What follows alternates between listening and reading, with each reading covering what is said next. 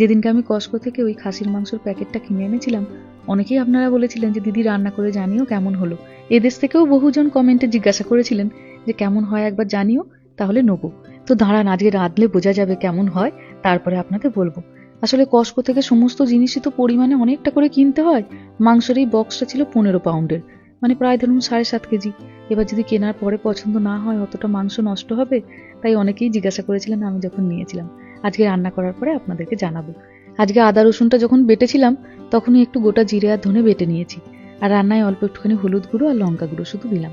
ব্যাস, এবার এটা 1.5 ঘন্টা 2 ঘন্টা ধরে কষতে থাকবো আস্তে আস্তে। আঁচটা মিডিয়ামে দিয়ে দিয়েছি।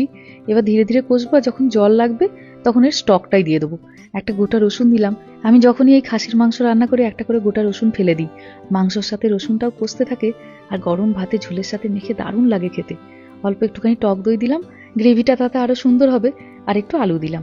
সে মুরগির মাংসই হোক বা খাসির মাংসই হোক, সাথে এক টুকরো আলু না খেলে মনে হয় যেন মাংস খেলাম না।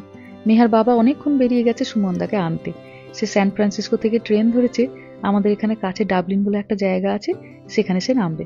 মেহার বাবা ডাবলিন থেকে নিয়ে আসবে। ডাবলিন তো আপনারা চেনেনই, সেই প্যারাডাইস আছে যেখান থেকে বিরিয়ানি আনতে যাই।